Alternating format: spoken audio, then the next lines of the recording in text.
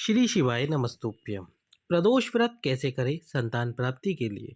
आज हम आपको यही प्रदोष व्रत की जानकारी देने वाले हैं। तो आप प्रदोष व्रत प्रदोष के दिन से शुरू कर सकते हैं। और जिस दिन आपको प्रदोष का व्रत धारण करना हो संतान प्राप्ति के लिए स्पेशली, तो आप उस दिन भगवान शंकर के मंदिर में जाएं, बाबा को सुबह जल समर्पित करें।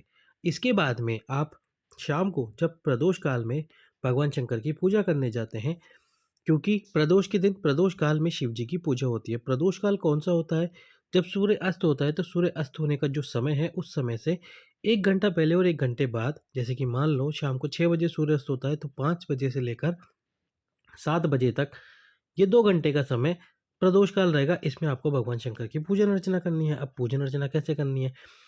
पूजन अर्चना जब आप करने जाओगे तो आपको थाली में बेलपत्र रखने हैं, जनेऊ जरूर रखना है। साथ में आप एक पान का पत्ता रखें, उस पान के पत्ते पर एक मिठाई का भाग रखें, यानी एक मिठाई का टुकड़ा या एक पीस मिठाई का रखें। एक लौंग, एक इलायची, एक 1 रुपए का सिक्का और एक उसके ऊपर सुपारी, गोल सुपारी जो आती है वो अवश्य ही रखें। ये सामग्री रखें। और फिर आप जो आपकी पूजा की थाली है उसमें आप कमलगट्टा रख सकते हैं, पुष्प रख सकते हैं, बेलपत्र रख सकते हैं, एक दीपक रखें जिससे हम आरती करेंगे भगवान शंकर की, चंदन रखें, दूध रखें, जल रखें और इसके साथ ही अक्षत रखें और साथ में मूली का धागा और जनेऊ अवश्य रखें। अब आपको पूजा कैसे करनी है भगवान शंकर की?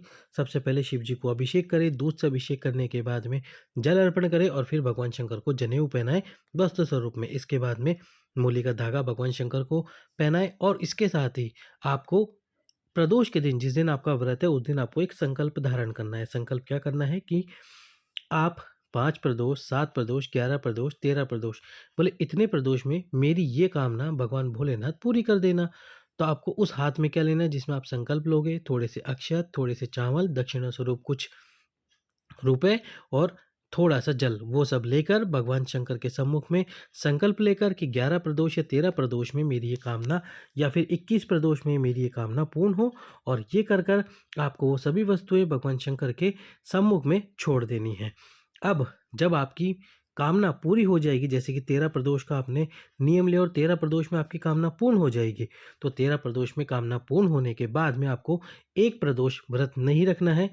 उसके बाद में आप फिर से इस प्रदोष के व्रत को रखना शुरू कर सकते हैं। और यदि आप उद्यापन करना चाहते हैं तो आप इसका उद्यापन कर सकते हैं अपने नगर में, अपने नगर में जो भी आपके विद्वान ब्राह्मण हैं उनको बुलाकर आप इसका उद्यापन कर सकते हैं। तो जब आप भगवान शंकर के सम्मुख में संकल्प लेंगे, संकल्प छोड़ने के बाद में आपको फिर पूजन अर्चना करनी है। वो कैसे करनी है दूसरे पार्ट में हम जानकारी देते हैं। लाइक, सब्सक्राइब, शेयर करें।